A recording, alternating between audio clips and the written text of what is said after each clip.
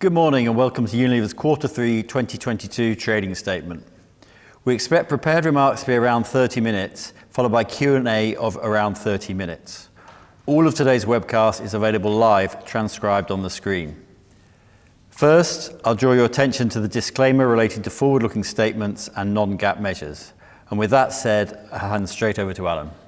Thanks, Richard, and good morning, everybody. This is the first time that we're going to present our performance through the lens of the 5 business groups. And so we are going to take some time to ensure that the new segmentation is clear as we go through the numbers. I'll give an overview of the quarter and the performance of each of the business groups, and then Graham will give the details, including a geographic perspective. Before we start, let me acknowledge my own decision to retire from Unilever at the end of next year. There's going to be time enough to discuss this in more detail on other occasions. For now, it's business as usual, and my team and I are fully focused on the task at hand, running this great company. We've delivered double-digit underlying sales growth in the third quarter, and we're raising our growth outlook for the year despite the obvious challenges of the macroeconomic environment. Growth is and will remain our overriding priority, and the results demonstrate the resilience of consumer goods as a sector, the strength of our brands, and our single-minded focus on operational execution during this period of high inflation, even as we transitioned our operating model in what is a fundamental change for Unilever. Of course, the growth was price-driven and broad-based, with all 5 business groups contributing and volumes continuing to hold up well. The billion-euro-plus brands led the way, with standout performances from Hellmann's, Omo, Lux, and Rexona. We've continued to invest behind our brands and bring exciting product innovation across the price spectrum. We're adding premium offerings and at the same time providing great quality value-priced products that serve consumers with limited budgets. The new Unilever organisation is in place and is already increasing the clock speed of the company and sharpening key decisions and choices across the business. It is still early days and we have much still to do, but we're seeing strong signs of the benefits with many examples to share. Right. Coming to the numbers, we saw underlying sales growth accelerate to 10.6% in the third quarter, driven by price at 12.5%, and that's the 7th successive quarterly increase. Taking price increases is not easy, and we're very mindful of the pressure that this puts on consumers. The inflation that we're seeing from global materials markets, higher energy costs, the impact of climate change on agriculture, and rising wages means that we must take prices up simply to protect our ability to invest in our brands. This has been an explicit strategy implemented by Unilever early and with precision. We're taking price carefully and we're driving productivity efficiencies hard and in parallel to generate savings that offset some of the cost increases. And at the same time, we're investing more in product quality and brand support to ensure that they offer superior performance and great value. Volumes have held up well, in fact, better than we were expecting. Underlying volume growth was minus 1.6%, which was a little better than we saw in the second quarter, helped by a somewhat weaker comparator and a good summer in Europe. That leaves the year-to-date underlying sales growth at 8.9%, with price at 10.7% and a 1.6% decline in volume. Our growth remains competitive, with 50% business winning share, and that's down from the high water mark earlier in the year as we expected. The investment behind our brands remains competitive, and around 80% of our brands are either holding or increasing their brand power. We have previously flagged that by taking the lead on price, we would expect to see a short-term drop in share, and we may see business winning dip below 50% in the coming months, but that will be temporary. By pricing early, we continue to be able to invest in our brands and ensure that they are well placed to come out stronger from this remarkable period of inflation. We've made good progress against our strategic priorities, starting with brands and innovation. The billion-euro brands continue to represent around 50% of Unilever's turnover and are growing at 14% ahead of the Unilever average. We have a strong and healthy pipeline of product innovation, and I'll give some examples shortly. We saw further progress in our strategy to move the portfolio into higher growth spaces, both organically and through M&A. Prestige Beauty and Health and Wellbeing have maintained their double-digit growth ahead of their markets and ahead of the Unilever average. At the same time, the acquisitions of Nutrafol and the disposal of the Ecoterra tea business, both completed in July, reflect our strategy-led and financially disciplined approach to capital allocation. Coming to our geographic priorities, the United States maintained growth momentum with underlying sales growth at 8.6%. Volumes held up well despite double-digit price increases and the ongoing customer service issues that we highlighted in our mid-year reporting. Whilst the supply situation is now improving, we continue to face some systemic issues with labour availability, and that's going to continue into the fourth quarter. India reported another strong quarter of growth at 16.1%, led by price with positive volume. And this reflects the strength of our portfolio with brands that cover different price points, as well as Hindustan Unilever's laser focus on operational execution and consistent marketing investment. China reported positive underlying sales growth despite the ongoing impact of the localized COVID lockdowns, which not only had a direct impact on sales, but is also contributing to weakening consumer confidence more broadly. Emerging markets growth was 13.3%. Graeme will give more details on performance through the country lens. Moving to the channels of the future, the contribution of our turnover coming from e-commerce was stable at 14%, and we saw underlying sales growth of 20% in the channel. We remain confident in the growth potential from digital commerce and will continue to invest strategically. Our fifth strategic priority is to land our new organisation and to continue to strengthen Unilever's culture. We passed a major milestone when the new organisation went live at the start of July. The full transformation is ongoing. There's still more to be done to become even more agile in responding to opportunities in these fast-changing markets and to fully exploit the clarity of accountability that the new organisation brings. Our business groups are taking decisions more quickly and driving sharper strategic action and related resource allocation to drive growth. I'd like to share 3 examples with you.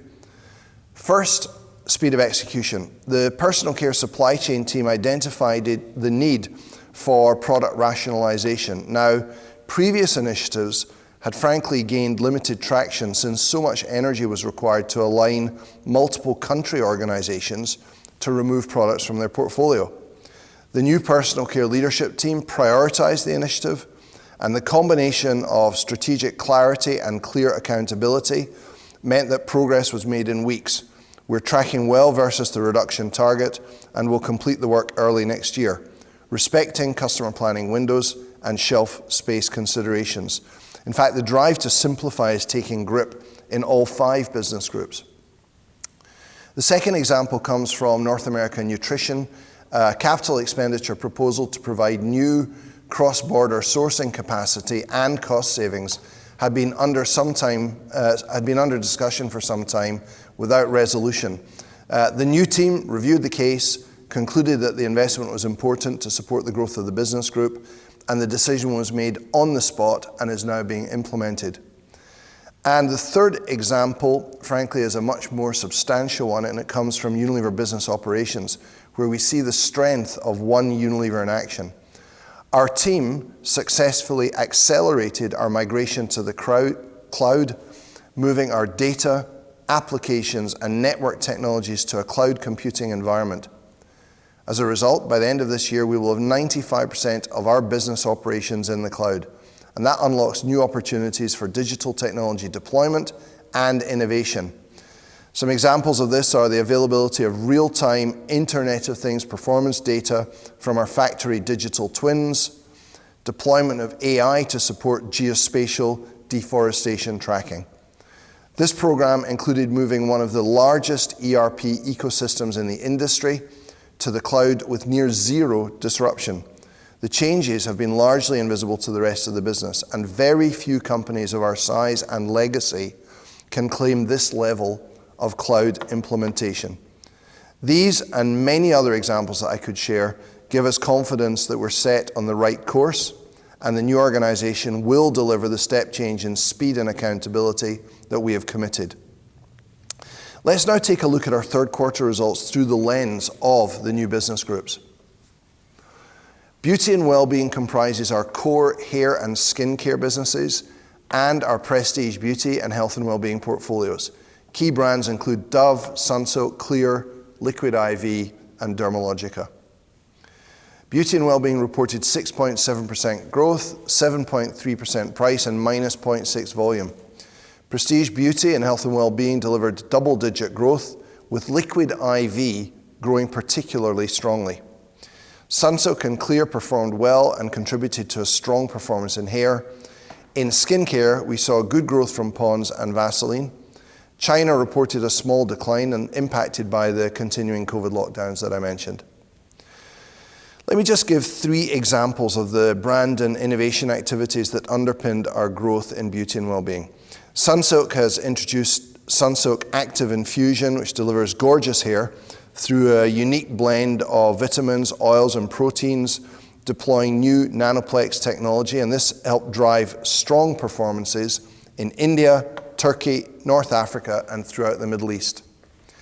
Liquid IV's rapid growth has been supported by a new multi-channel marketing campaign, which drives home the product benefit 3 times the electrolytes of traditional sports drinks. The continuing growth trajectory now means that we have more than quadrupled the turnover of Liquid IV relative to the period immediately prior to acquisition. And finally, Living Proof has maintained very good momentum, has recently launched Living Proof Triple Bond Complex into the bond-building hair care category. This product is proven to make hair 8 times stronger by building the 3 types of molecular bonds, by reducing visible signs of damage, including split ends, and preventing breakage and future damage. Right, to personal care. Personal care includes our deodorants, skin cleansing, and oral care businesses, and the key brands in this business group include Dove, Rexona, Lux, Axe, Signal, and Lifebuoy. Personal care grew 8.9% in the quarter, with strong pricing at 13.5% and a volume decline of 4%. I must say deodorants is a standout, with Rexona, Dove, and Axe all growing double-digit. These brands were able to support higher pricing and enable deodorants to deliver positive volume growth despite some North American customer service challenges. Skin cleansing also grew, but here the double-digit price increases, lockdown restrictions in China, and service issues in the US resulted in a negative impact on volumes. The Lux brand performed particularly well. Oral care also grew well, underpinned by good performance from Pepsodent. So some brand highlights from the personal care portfolio include Dove Body Wash with Microbiome Nutrient Serum. This is a blend of ingredients which helps the good bacteria on your skin microbiome to grow and support natural skin functions, and it transforms even dry skin in just 1 shower. Rexona continues to benefit from its top-performing 72-hour non-stop protection, using new science that offers significantly improved protection against sweat and odor. This is a multi-year investment priority behind our superior antiperspirant technology. And Lux bars have been relaunched successfully in South Asia, North Africa, and the Middle East, with ingredients which offer clinically proven skincare benefits, leaving a spotless glow. Home care. Home care comprises our fabric cleaning, fabric enhancing, and household care businesses with brands like Omo from the Dirt Is Good family of brands, Sunlight, Comfort, Surf, Domestos, and Cif. Home care growth was the highest of the business groups at 13.6%, with price up 17.8% and volumes down only 3.6%, less than we were expecting given these levels of pricing, especially in Latin America. Fabric cleaning was the main growth driver, with strong performances from Dirt Is Good, Surf, and Radiant. Fabric enhancers maintained good momentum through Comfort, though household care was more muted as we lapped a prior year with elevated growth during the pandemic. Our Clean Future strategy in home care continues to inspire technical innovation that we then translate into consumer-relevant product propositions. For example, the new Sunlight dishwash liquid launched in Thailand uses naturally derived bioenzymes to provide a product that is tougher than ever on grease and cooked-on food. Surf Excel delivered very strong growth in India, reflecting the ongoing strength and importance of premium propositions even in difficult markets. Comfort delivered positive price and volume growth on the back of good progress made with our global relaunch, and that's using a product which protects clothes from damage through superior pro-fiber clothes care technology, as well as improved fragrance delivery. Nutrition comprises our scratch cooking, dressings, healthy snacking, and beverage businesses. And the two main brands in this business group are Knorr and Hellmann's. And those are complemented by supporting brands, for example, Bango, Mai, Brook Bond, and the nutrition beverage Horlicks, of course. Growth was up 11.8%, with price up 11.7% and volumes just positive. Dressings grew more than 20% with positive volumes despite double-digit price increases. The Knorr brand grew well in both retail and in Unilever Food Solutions channels. Horlicks was flat in the quarter, putting in a very strong share performance in a market with somewhat subdued category growth due to the impact of inflation on discretionary consumption in India. We remain very confident in the prospects for the Horlicks business. Within nutrition, the highlights included dressings, where the Hellmann's Make Taste Not Waste campaign continues to drive outstanding growth. Knorr's Zero Salt Bouillon is helping people to eat healthier diets, inspired by nutrition's Boldly Healthier strategy. And Unilever Food Solutions, our professional food service business, delivered strong growth against a baseline that included COVID restrictions. Although the business is now back to pre-COVID volumes, despite the ongoing restrictions in China, and we saw particularly good growth in North America and Europe in the quarter.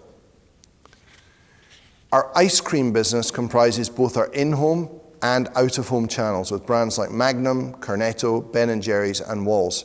It is 60% in-home and 40% out-of-home. Ice cream growth was 13.2%, with 12% from price, 1% from volume. Magnum, Wall's, and Cornetto all contributed to the good performance. Both in-home and out-of-home grew strongly behind double-digit price increases in both channels. Volume was very much driven by out-of-home with a great marketing and innovation agenda, but helped by a good summer in Europe and the recovery of some of the volume lost during COVID. In-home volumes were slightly down due to the impact of higher pricing and supply issues in the United States. However, in general, the supply chain has responded very well to the demands of a good summer season. Cornetto introduced successful concept-led innovation in China, tapping into the pet culture trend, which is particularly popular with younger Gen Z consumers. Magnum is a role model in Unilever for how to continue to drive growth on the core, and Magnum continued to benefit from the success of the Classic Remix, rearranged versions of our classic Magnums. And Ice Cream Now, which is our main play in ice cream digital commerce, is tapping into, but also creating, demand for ice cream home delivery. Another strong quarter of growth from Ice Cream Now. So, having completed that quick tour of the business groups, let me now hand over to Graham to provide some more details on the quarter's performance. Graham. Thanks, Alan. Good morning, everybody. We delivered 10.6% underlying sales growth, further building on the faster growth performance that we've seen over the last year. Pricing continued to step up, reaching 12.5% in the quarter, and volumes, whilst down 1.6%, as Alan just said, were better than we'd anticipated. There was some benefit from a weaker volume comparator as markets reopened following COVID restrictions, and of course targeted lockdowns remain a feature of the market in China. Let me now add a little bit of geographic detail. In our largest region, Asia Pacific Africa, we saw underlying sales growth at 12.5%, comprising 12.1% price and 0.3% volume. India delivered strong double-digit growth despite weaker market volumes, especially in rural areas. Inflation there is running above 7%, and this continues to put some pressure on discretionary spending. We are taking share in India by navigating the conditions better than most of our competitors. In Southeast Asia, we saw rapid growth in Vietnam and the Philippines against what was a low prior year baseline, which was impacted by COVID restrictions. Indonesian GDP remains positive, but inflation is increasing and consumer confidence weakened somewhat in September. Our performance remained muted in Indonesia as we continued to progress a business reset, which is a significant strategic market for all 5 of our business groups. Now, as part of this, we took the decision to reset pricing and to improve the health of our end-to-end supply chain by constraining sell-in levels below sell-out levels, particularly in the mini-mart channel. Nonetheless, Indonesia continued to grow, and the additional category focus and sharper strategies from the new organization will serve us well as we reset the competitiveness of that business back to where it should be. Now, as Alan already mentioned, the market in China has been impacted by lockdown restrictions and weak consumer confidence. This is causing a slowdown in the e-commerce channels, although Pinduoduo and Douyin continue to grow. And we are seeing some evidence of down trading and some customers reducing stock levels. And in Africa, the economies are relatively weak post-COVID, and they're not helped by the strong US dollar. Consumer confidence is quite low, and purchasing power is constrained, leading to smaller shopping basket sizes, a trend to multi-purpose products, and a reduction in the purchase of discretionary items. We are navigating these difficult conditions well, and we delivered double-digit growth in the quarter, led by price. Coming now to Latin America, here we saw underlying sales growth of 17.6%, with price at 23.2% and volume down around 4.6%, which we think is a pleasingly resilient volume performance. Now, our deep experience of navigating Latin American markets with high inflation continues to serve us well. In Brazil, we saw cost-conscious consumers shopping around between physical and digital channels. For example, the cash and carry channel in Brazil is growing fast, and at the same time, we see influencers having a growing impact on consumer choices. North America reported underlying sales growth at 8.3%, driven by price at 11%, and with a 2.4% decline in volume. The US consumer is still relatively robust, but inflation is now his or her number one thought, and concerns about recession are growing. The market grew in the third quarter in both bricks and mortar and e-commerce channels, but we saw smaller shopping basket sizes. There are also early signs of consumers eating out less often and preparing more meals at home. The service issues impacting our supply chain, which are caused mainly by labour shortages, continued in the third quarter but are on an improving trend. And finally to Europe, where we see consumers feeling the pinch of higher prices, especially in Eastern Europe. Across Europe, consumers are now having to make trade-offs to respond to higher costs of groceries and utilities, and they're deploying a range of coping strategies for that. For example, we saw private label penetration grow in some categories, such as in-home ice cream and household care. At the same time, we saw e-commerce growth slow down as consumers returned to physical stores.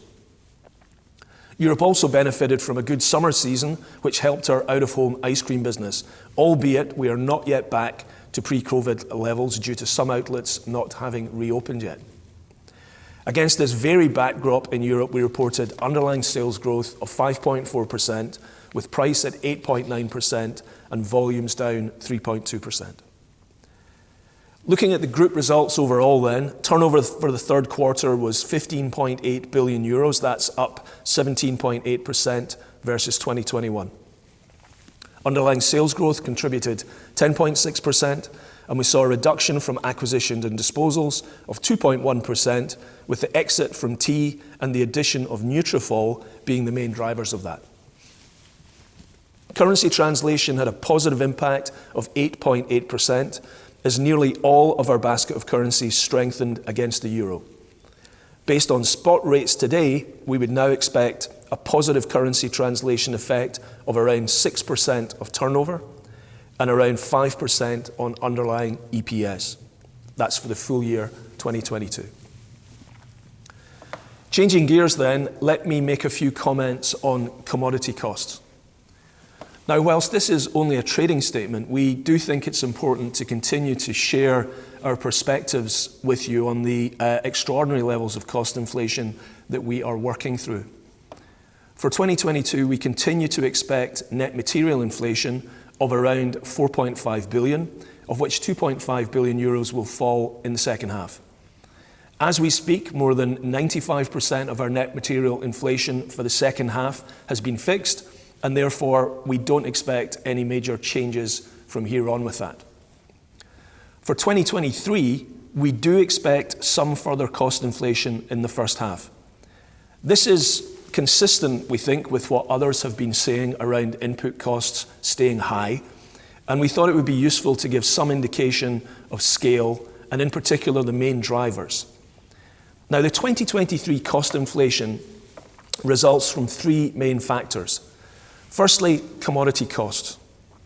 We will be comparing against the first half of 2022, which benefited from contracts and covers which were struck before the outbreak of the war. So the H1 2022 baseline for us is quite low. Some commodities have come off their peaks, but as we now start to lock in costs for the first half of 2023, we anticipate that prices will be higher than the first half of 2022. The second point relates to higher labour and energy prices in the raw and packing materials that we purchase.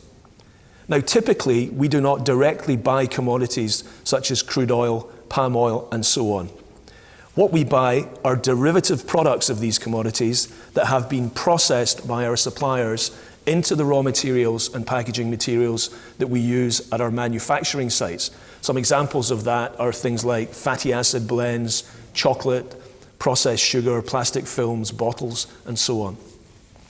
Now, these processes are multi-step and they all involve energy and labour costs, and we are now seeing meaningful inflation in these particular components of our cost base.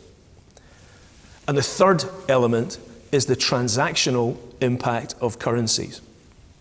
There are significant devaluations in hyperinflationary markets such as Turkey and Argentina, where we are very experienced in pricing to offset such devaluation-driven on costs. The general strength of the US dollar against nearly all currencies means that the local landed cost of materials has increased in all of our main markets apart from the United States.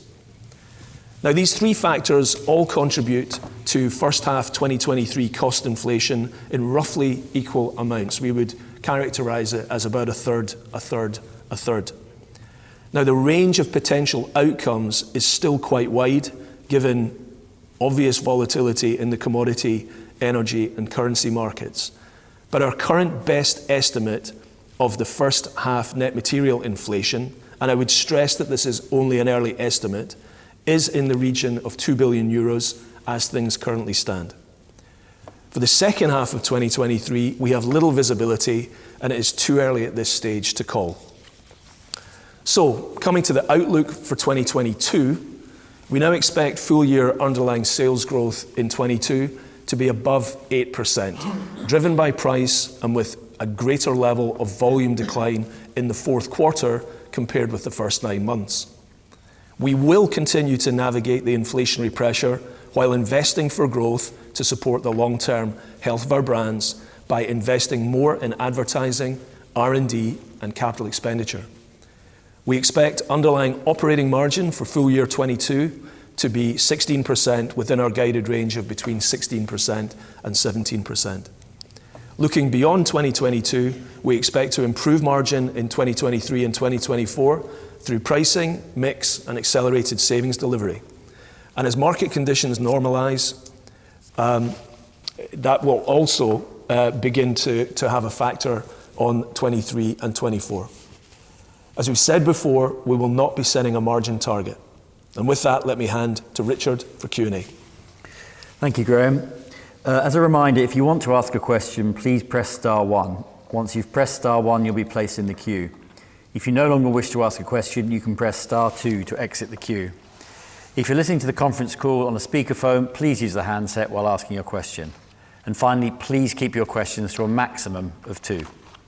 So our first question will be coming from Guillaume Delma at UBS. Go ahead, Guillaume. Thanks, Richard. Morning, Alan. Morning, Graham.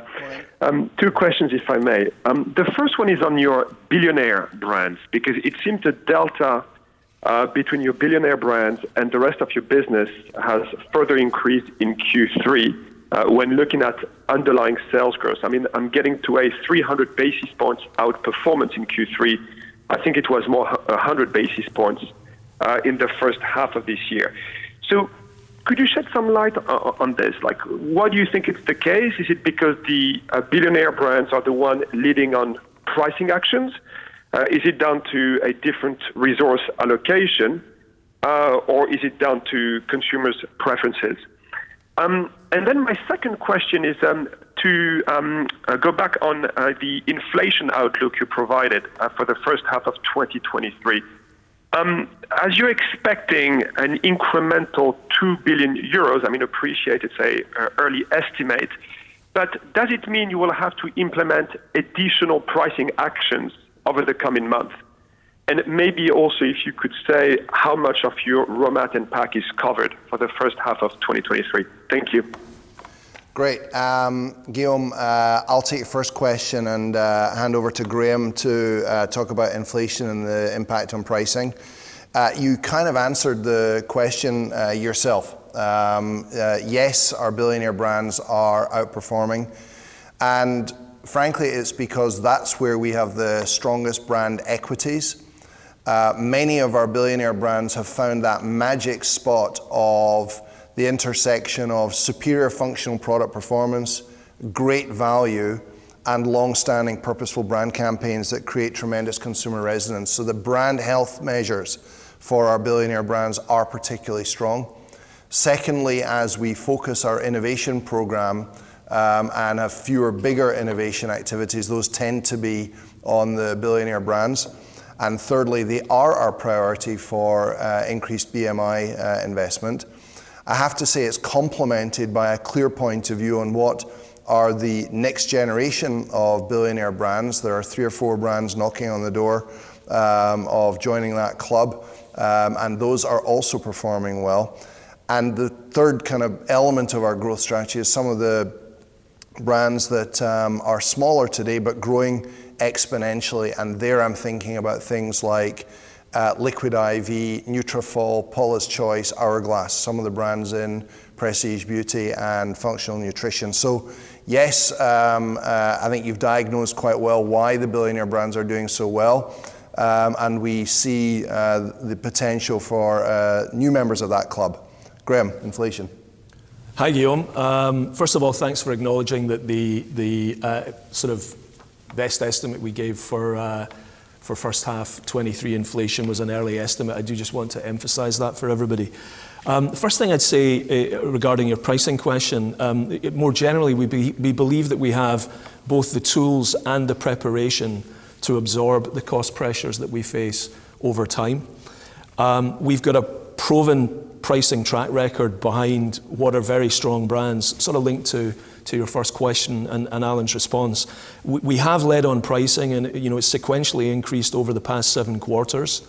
For example, our price coverage, which is really a sort of broad measure of our success in covering material inflation, was sitting at about 90% of the net material inflation on a year-to-date basis for 2022. And to the specific of your point, pricing will carry forward into 2023, but our local businesses will continue to price where they need to, obviously doing that in a very responsible way. So some pricing activity from 22 will of course carry into 2023. Further out, it's going to depend on the movements that we see in net material inflation and, very importantly, the competitive dynamics in the markets. We have to be responsible. We won't price to a level that jeopardizes the long-term health of the business, and we're always mindful of that.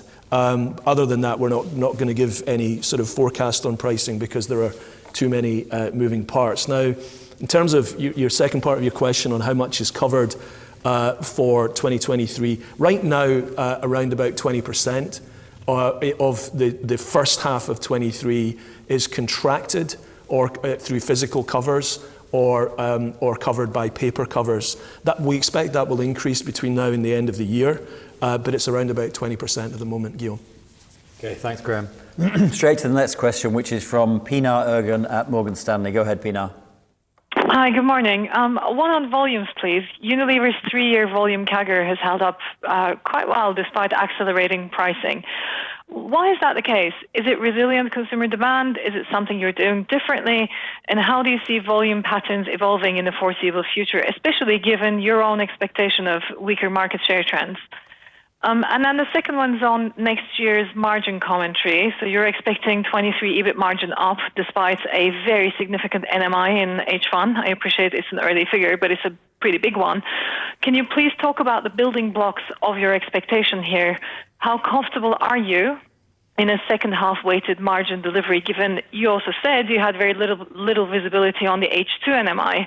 And how will you go about balancing pricing volumes and increasing investment in the business all at the same time? Thank you. Thanks, Pinar. We'll stick with the trend. I'll tackle your question on volumes and let Graham take the second half of your question. Look, we have a well-rehearsed strategy for landing pricing, which is surgical and has been practiced in our markets like Latin America, Southeast Asia, where we're used to inflationary contexts. And so there is an element of list price increases, but also we play with pack price architecture, we use mix carefully, we adjust consumer promotion, and we're very careful with trade spending. And I think that playbook has served us well to apply what we call net revenue management, which is the surgical application of pricing. Secondly, we've come into this period with our brands in good health. We've been making the point for several quarters now that we have been gaining market share, and that's a consequence of our brand health, the investments we've made, not just in advertising, but in product quality. Remember, versus 3 years ago, below 50%, somewhere around 45% of our brands tested superior in head-to-head testing versus the competition. And at the moment, that's running more like 70% of our brands testing superior to the competition. And that's the point about it's not just price, it's value. And so the combination of surgical application of pricing, the health of our brand equities, and the product quality that underpins them means I think we've seen this lower elasticity. Now it has surprised us a little bit just how low it's been, and so we do expect that there will be more volume elasticity because there's more price to come, and frankly the macroeconomic environment is deteriorating. So don't be surprised if the UVG pattern into Q4 and early next year deteriorates from where it is right now. Graham. Pinar, on the outlook for margins, there is, of course, a lot of volatility, and we'll continue to monitor it closely. But we do expect to grow margins in 23, and as I said earlier, we believe we have the tools and the preparation to do that. I do want to say, first of all, that delivering growth remains our absolute first priority, and we will invest in the health of the brands. As Alan's just said, it's the brand strength that allows the pricing to land, and delivering growth is that first priority. I won't repeat the comments previously made on cost inflation and pricing carry forward, but I will just say that our savings programs are looking very strong for 23 and will probably accelerate. And just a reminder that includes the delivery of, a large proportion of the 600 million savings that are related to the implementation of the new operating model. So, I think that's the landscape that we face. They're the levers that we have to pull, the tools in our toolbox. And whilst we're not going to provide a half-yearly margin outlook, we do believe that we can increase margins in 23 and 24. Okay, thank you. Thanks, Pinar. Next question is from Bruno Montaigne at Bernstein. Go ahead, Bruno. Hi, good morning. My first question is on competitiveness. It came down to 50%. It was higher previously. So if we were to use the sort of infamous shorter 12-week competitiveness measure, that would suggest that it's now below 50%. So what the one-year measure still looks 50, the shorter one is below. Can you sort of confirm that? And assuming therefore you're starting to lose market share, can you just pinpoint whether that's largely to private label, whether it's to cheaper brands, if there's any patterns in that? And the second one is, I sort of noticed that food and ice cream, those two new divisions are the only ones really of positive volume growth right now. And obviously that's quite interesting because that was again the one division, foods and refreshment, that was potentially going to be disposed of you by GSK Consumer Health. So the one you wanted to get rid of is actually doing the best in volumes. Is there any reason why, the kind of a food-oriented have better volume resilience? What should we read behind that? Thank you. Great. We'll stick with the pattern, Bruno. First of all, I know you often follow up with our IR team after these calls, and I'd encourage you to do that on the famous percent business winning metric and how it's calculated. It is absolutely not the case that summing up the rolling 12 weeks gets you to the moving annual total. And I can tell you that our most recent measures of competitiveness are perfectly healthy. So please do not project that we are running with 12 weekly competitiveness measures. And we will resist the temptation to give out numbers on that and stick with our moving annual total metric. But if you've got questions on the way that's calculated, there's a video on the website, and I'd encourage you to have a chat with the IR team. More substantially, what I would say is the brands are in good shape, but we're being realistic that if we follow our strategy of leading on price, which is our strategy, to protect our ability to stay in that virtuous cycle of investing in our brands, increasing brand health, and giving us a platform for taking price increases, then it's inevitable that in places where competitors are slow to make similar moves, we will tolerate short-term dips in market share. However, it's not widespread, and if it persists, then we will adjust prices back, as we've done in a couple of categories in Indonesia. I think we've previously shared that example where we moved too far ahead of the market on skin cleansing and home care, and we've adjusted back. But we are prepared, as we make trade-offs, we're prepared to tolerate short-term market share depressions in order to continue to follow our strategy of pricing to protect our ability to invest in our brands. Graham, food and ice cream. Yeah, I bristled at Bruno's question because we don't want to get rid of those brands. We love those categories. Morning, Bruno. Sort of linked to what Alan just said, very much looking forward actually to our Capital Markets Day, if I can trail it a wee bit, because actually looking through the lens of the five business groups, nutrition and ice cream, looking forward to sharing with everybody what the strategies are, and just looking at those businesses in a more focused way under the business group structures. I'm really looking forward to that. But to answer your question on the volumes, just they had both had positive volume in the third quarter, and nutrition 0.1 and ice cream 1. I'll take nutrition first. We had very strong growth from our dressings business. We took double-digit pricing, but we had positive volumes. That was driven by Hellmann's. Hellmann's has put in a very, very strong brand performance. We also had good performance in Knorr, and Food Solutions was a big driver of that. So the volumes in nutrition in particular are quite supported by Food Solutions, which has grown by, and this is a year-to-date number, Food Solutions is up sort of, in the sort of 20%, but as double-digit volume increases as that business continues to recover. So you see the benefit of that principally in the Knorr brand, but it's sitting in nutrition. And then turning to ice cream. Of course, what you're seeing there is the benefit of a good summer season in Europe for our out-of-home ice cream business, which is 40% of our ice cream business. Just to give you another couple of data points at a brand level, both the Heart brand, which is Walls, Lagnese, etc., Igloo, that brand around the world, Magnum, Cornetto, all of them delivered double-digit price increases with positive volume growth in the quarter. So hopefully that helps you understand the performances in nutrition and ice cream. Thank you. Let's go to the next questioner, which is Celine Pannuti at JP Morgan. Go ahead, Celine. Yes, good morning. My first question is on the volume.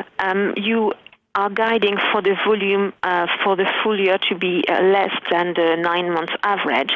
I imagine in Q3, and you mentioned it yourself, you had the benefit from a strong summer and easy comparative. So am I right to think that probably excluding that, the underlying volume is more in the region of down 3 to 4%?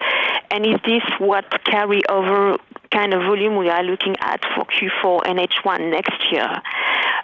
My second question is on elasticities and the overall consumer demand. I was quite surprised to see, despite some of the benefit of the summer, that Europe and US volume were negative. In terms of your reaction to that as you look into next year and competitivity, are you expecting to increase promotion, or how would you look at market share performance if effectively, as you mentioned, private label are getting a bit more shares? Thank you. Right, Celine, let me try and tackle both of those quickly. I think the first one, the easiest way, is just to give you the facts, which is that the favorable weather in Europe this summer gave us, we think, about 30 basis points of incremental volume growth. So if you want to normalize for an average summer, knock 30 basis points off of Unilever's UVG, that hopefully give you a straightforward answer to that question. As far as elasticities are concerned, we saw very strong volume performances across, we've given a lot by category and business group. Let me talk a little bit about geography. We saw strong volume performances across South Asia, not just India, but across India and some of the surrounding countries like Pakistan, Bangladesh. We saw Southeast Asia, notably Vietnam. Turkey, believe it or not, grew volumes in a hyperinflationary environment. We definitely saw more negative volumes in Latin America, where the magnitude of pricing that we had to land was so high that I think we weren't surprised to see 4 or 5% volume declines. And it is definitely true that in Europe, the consumer sentiment is deteriorating. We see that in country after country, where the consumer sentiment is on a declining trend. And as the Northern Hemisphere energy costs and winter heating bills land, frankly, we're not expecting an improvement on that. And it's in that context that we think Unilever is quite well buffered by the fact that only 20% of our business is in Europe, only 20% in North America, 60% in what are turning out to be more resilient markets in the rest of the world. And I want to make one slightly tangential point, but it's of strategic importance. We now have 5 business groups in the company, each of which are capable of growing ahead of Unilever's historical growth rate. And that's thanks to the portfolio reshaping that we've done, jettisoning structurally low growth businesses and adding in high growth brands and categories. Thanks, Celine. Okay, thank you. Next question is from Jeremy Fialko at HSBC. Go ahead, Jeremy. Hi, morning. A couple of questions from me. First one, can you talk about mix at all? Any indication of how positive or negative that was for the group as a whole? And then perhaps you can give a bit of commentary by kind of business units and geography, just some high-level stuff there. And then secondly, can you talk a bit more in detail about performance of your VMS brand, some of the recent acquisitions? Certainly commentary from some of your peers has pointed to a category that is seeing perhaps a bit of a weakening, so we'll be interested to hear how you've got on. Thanks. Great. Well, I'm going to take the question on VMS because it's a very attractive area for us to talk about. Graham, why don't you talk about mix? Yeah, morning, Jeremy. We've been driving mix hard. It's one of the critical components that we have when we're facing the inflation that we have. And we talk a lot. We obviously look to drive up our productivity and our savings, and we look to self-help as much as possible. But driving the mix of the products that we sell has been quite important. That has helped us to some extent within the gross margin line. We've started to see, it's less than 100 basis points of benefit in there, but it's sort of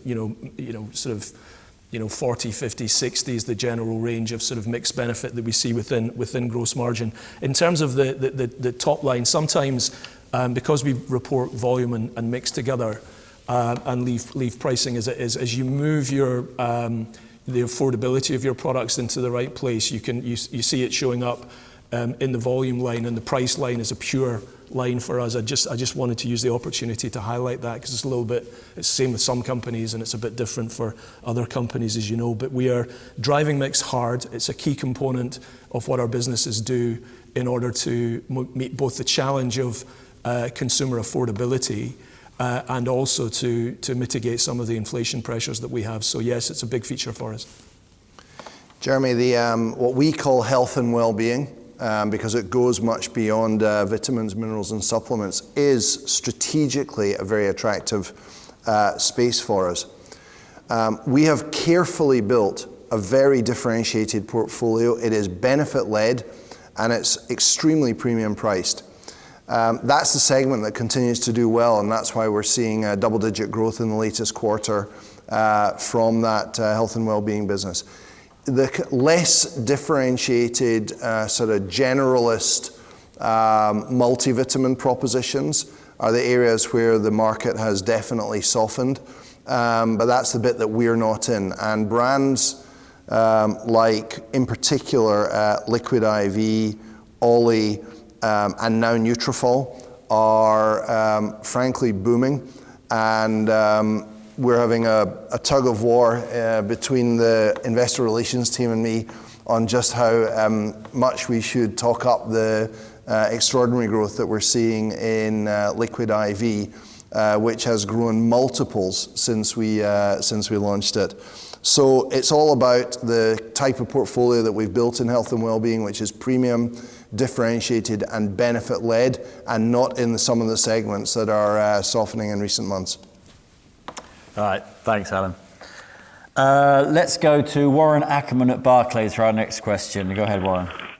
Yeah, good morning, everybody. It's Warren here. Two from me as well. The first one, Graham, just back on this raw material point, I'm still a bit surprised by the 2 billion number. I know it's a big range and it could move around, but can I just check the cut-off point? Was that at the end of the quarter or is that now? Because obviously the last month there's a big difference in energy, natural gas prices in terms of the movement. And maybe, Graham, could you remind us the size of the buckets within the commodities, and obviously they're moving around. It sounds like from what you're saying, there's quite a big element in there on wage inflation sort of baked in. I was wondering whether you can maybe elaborate on what you're expecting on wage inflation, and I guess most of it's in dollars you're buying. I'm just trying to sort of get my head around that and some of the kind of details around how we kind of think about 2 billion in the first half.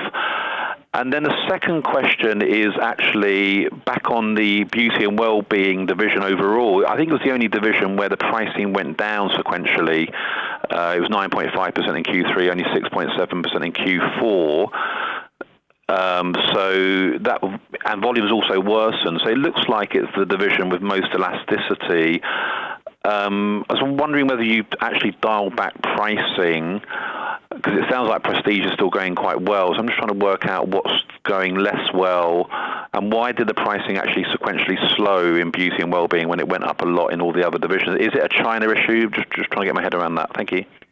Graham, why don't you talk, give a little bit more colour around the 2 billion, and I'll give a bit of insight around beauty and wellbeing. Yeah, morning, Warren. So let me just quickly reiterate what I went through quite quickly in the presentation. There are three factors driving the 2 billion as we see it right now for the first half of 23, each of them in roughly equal proportion. The first one is that transactional currency impact driven by US dollar strength against most currencies in the world. That's the local currency devaluation that we see against the US dollar that adds to on costs. I should say that within that currency piece, there's a big proportion of it is in hyperinflationary countries or high inflation countries. Actually, Pakistan, Turkey, and Argentina account for a fair bit of it, and that's not a challenge for us because we are very successful at covering very high levels of currency devaluation-led price increases in those markets, and in fact we do that and continue to deliver quite strongly positive volumes in both Turkey and in Argentina in the year to date. If you wanted an example of exactly that. The second feature, as I said, is a back year impact. It's a base year impact because we had a higher level of beneficial covers in the half 122 base, and therefore as you roll forward, it's more of a comparison point that drives it. And the third point is exactly to where your question takes us, which is around the shape of it, because it's now processing costs driven by higher labour and energy inflation at our suppliers that shows up in our conversion costs. So that's the dimensionalisation. In terms of the buckets themselves, if you go back to 2021, I'll just give you the makeup of our total cost base. This is 21 as a reference point. We had 20 billion on materials that are covered by our procurement team, and there's a further 2 billion which is not dealt with directly by our procurement team, but takes place in local markets. So 22 billion of materials. We then have logistics and freight is about 3 billion. Production costs in our factories and other costs about another 5. So 22 plus 8 is a base of about 30 billion. That's in 2021. We then added to that in 22 in the materials space to the tune of about 4.5 billion. And we are seeing, to your latter part of your question, inflation, particularly on the production cost, logistics and freight part. That's where you see the energy costs of conversion and labour rates coming through. So hopefully that's helpful in terms of the size of the buckets that we're talking about. In terms of wage inflation, we're just going through the process at the moment of around the world looking at what's happening within marketplaces, where our positioning is, strategically relative to the markets. I should say that Unilever remains a really attractive employer, and there are many factors why people join us and stay with us, etc. But it's really too early to say on that one. We're just doing the work at the moment. Warren, beauty and wellbeing price growth in the quarter was 7.3% and actually increased sequentially over the first half, so that year to date is 7.2%. But you're quite right that it hasn't increased by as much as, for example, home care or parts of the nutrition and ice cream business.